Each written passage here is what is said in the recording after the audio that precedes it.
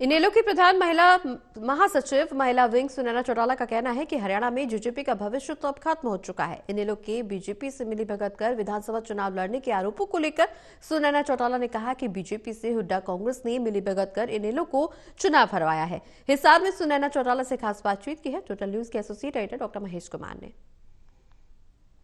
Indian national Lokdal की प्रधान महासचिव व महिला विंग सुनैना चौटाला इस वक्त हमारे साथ बनी हुई। सुनैना जी, हरियाणा विधानसभा का चुनाव परिणाम सामने आने के साथ ही अब एक बार फिर से पार्टी की मजबूती के लिए आपने कोशिशें शुरू कर दी है और कह सकते हैं कि पार्टी को एक बार फिर से नींव उसकी मजबूत हो, ये कोशिश लगातार आगे बढ़ रही है।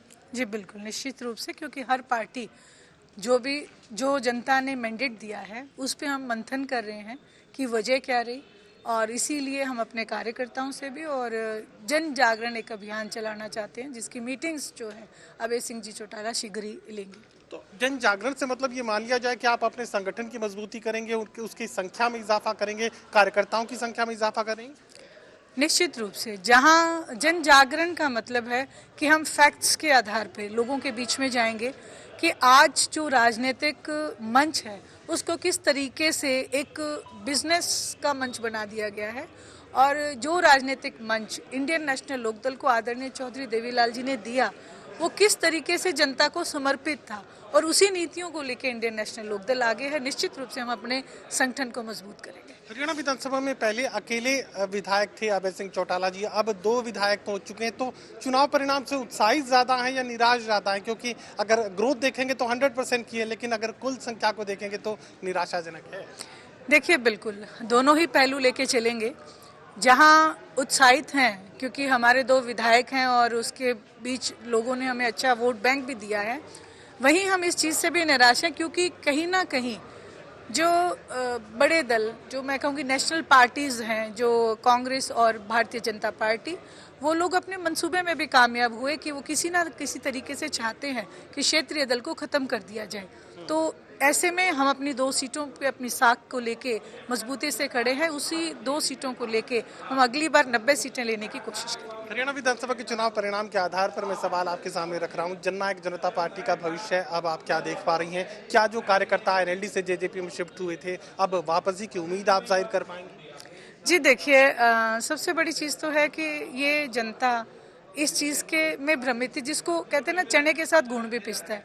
तो कहीं ना कहीं हमने भी बहुत बड़ा एक नुकसान उठाया है, क्योंकि जेजेपी ने जो इंडियन नेशनल लोकदल का नुकसान किया, जो हरियाणा प्रदेश का नुकसान किया था 2019 में, उसकी आंच 2024 तक भी आई।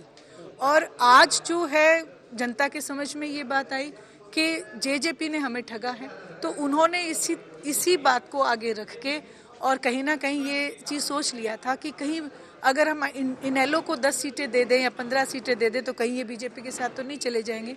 तो ये सारी चीज़ें जो है कहीं ना कहीं इफेक्ट डाल के गई। जेजेपी का भविष्य आप क्या देख पा रही हैं? सीधा सवाल। जेजेपी का मैं मानती भी नहीं कि कोई पार्टी अब रही है, और भविष्य तो देखो जनता निर्धारित करती है, और जनता ने इस इलेक्शन में ये बखूबी बता दिया कि आज जनता उनको पूर्ण रूप से नकार चुकी है। भारतीय जनता पार्टी के रणनीतिकार ये कह रहे हैं कि उन्हें लग रहा था कि कांग्रेस बड़ी चुनौती देगी, तो पूरा सिरसा जिला एक तरीके से एनएलडी के खाते में डालने का काम किया था। कमजोर उम्मीदवार जो है बीजेपी ने अपने लिए दिया, आप लोगों को क्लीन पास दिया था, लेकिन आप लोग उस पास का फायदा नहीं उठा पाए, सिर्फ 2 विधायक आप जिता पाए, ये बीजेपी के रणनीतिकार कह रहे हैं। तो आपको लगता है कि जो स्थिति थी, सिरसा जिले का ही मैं जिक्र कर लेता हूँ, तो जो पास दिया था उसका फायदा पूरा नहीं ले पाए?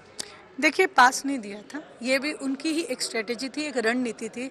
अभय सिंह जी चौटाला के सामने अगर भारतीय जनता पार्टी का कोई स्ट्रांग लीडर होता, जो स्ट्रांग कैंडिडेट होता, तो अभय सिंह जी चौटाला चुनाव जरूर जीतते।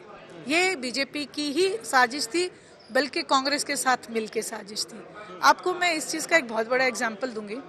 आपने इलेक्शन के दौरान जो कांग्रेस के लीडर्स थे, कुछ एक लीडर्स के ऊपर ईडी की रेड गई थी, और उस रेड के दौरान एक नीचे लाइन भी आने लगी थी कि जल्द ईडी पहुंच सकती है भूपेंद्र सिंह हुड्डा के घर।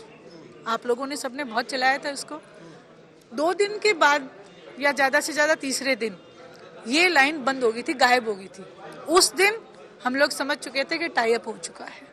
अब कांग्रेस और बीजेपी मिलके बीजेपी की गवर्नमेंट बनाएंगे। कांग्रेस इन द सेंस, क्योंकि हरियाणा प्रदेश में भूपेंद्र सिंह जी हुड्डा ने कांग्रेस बनाम भूपेंद्र सिंह हुड्डा ही कर लिया था, इसलिए ये पूर्ण रूप से साजिश थी, उनकी मिलके ये साजिश थी कि अभय सिंह के सामने एक बिल्कुल ही मतलब मैं यही कहूंगी कि जो कैंडिडेट थे, ठीक बिल्कुल मैं किसी के लिए ये नहीं कह सकती कि वो स्ट्रांग नहीं थे, लेकिन फिर भी उन्होंने अपनी तरफ से कमजोर कैंडिडेट दिए ताकि वो जो वोट बैंक है बीजेपी का वो कांग्रेस की तरफ चला जाए और वहाँ कांग्रेस जीत जाए।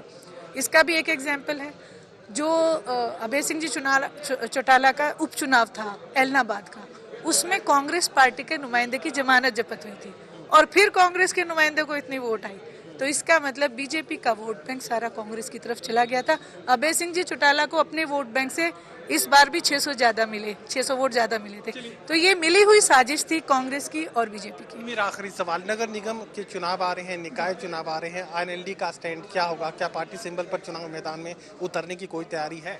देखिए, ये पार्टी शीर्ष नेता तब डिसाइड करेंगे, मैं इस बारे में कोई बात नहीं कह सकती। हाँ, लेकिन अगर हमारा चाहे पार्टी सिंबल पे हो, चाहे हमारी पार्टी का कोई भी एक मेंबर भी खड़ा होगा, तो हम उसके लिए उसके पीछे मजबूती से खड़े आपको मिलेंगे। चलिए, टोटल न्यूज़ से बातचीत के लिए शुक्रिया। सुनैना चौटाला ये कहने की कोशिश कर रहे हैं कि दरअसल बीते विधानसभा चुनाव में आईएनएलडी अलग चुनाव लड़ रही थी और कांग्रेस और भारतीय जनता पार्टी की मिली भगत के आरोप लगा रहे, खासकर भूपेंद्र सिंह हुड्डा की बीजेपी से मिली भगत के आरोप यहाँ पर सुनैना चौटाला की तरफ से लगाए गए हैं। निकाय चुनाव, इसके अलावा नगर निगम चुनावों को लेकर अभी पार्टी की तरफ से कोई भी निर्णय नहीं लिया गया है। सहयोगी कमल के साथ doctor Mahesh Kumar, total news, Hisar.